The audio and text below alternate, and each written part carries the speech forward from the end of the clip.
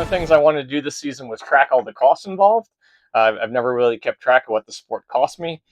We do, I don't know, 30 events a year, maybe, probably about 50, 60 races.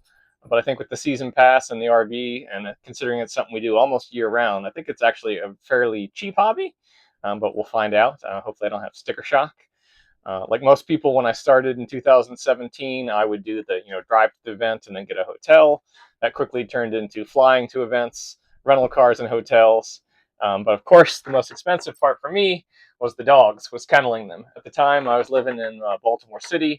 The local kennel, which was within walking distance and awesome, was about $250 a day for all-day daycare plus kenneling the dogs. So obviously that was adding $1,000 to every race and wasn't gonna scale the way I wanted to. Plus, I felt bad for leaving the dogs home alone all that time. So I thought, beginning of the second season, I thought, how much are RVs? They can't possibly be more than $1,000 a month. And even if they were, at least I'd have an RV to show for it versus just throwing money to the kennel. So that's the route I went. I started with a little Winnebago Micro Mini pull behind trailer. That was great. I think I rocked that for 2 or 3 seasons. Things I didn't like the dogs being in the back. I had a camera so I could watch them, but it was still, I felt like they were in the back, and if I was in an accident or something, RVs don't do well, and I feel like I was safe in the truck and they were back in the tin can.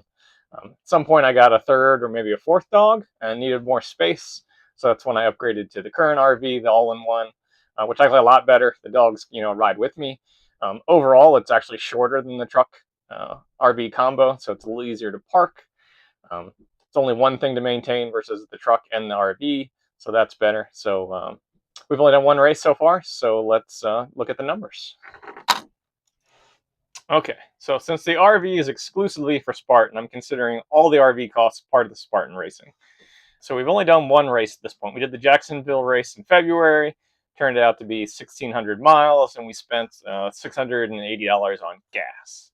So at that point, that's the major expense for the race. Like I said, the RV is exclusively for Spartan. So I'm counting the RV costs, the payments for the year, which come out to about $8,000.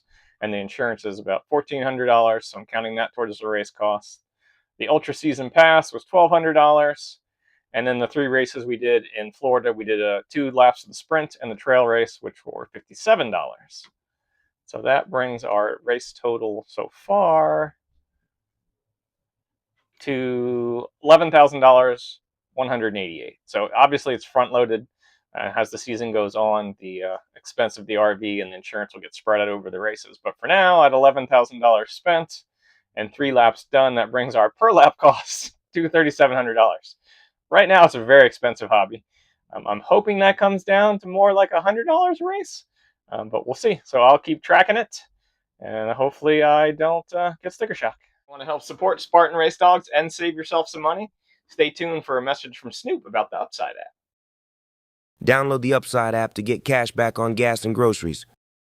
Available in the Google Play Store for Android and the Apple App Store for iOS. Spartan Race Dogs has been using the Upside app for 2 seasons and have saved almost $1,000. Use promo code MARK4665 and get an extra 15 cents off per gallon bonus. Or scan the QR code. Spartan Race Dogs gets a referral bonus when you sign up. It's a win-win, and we appreciate your support.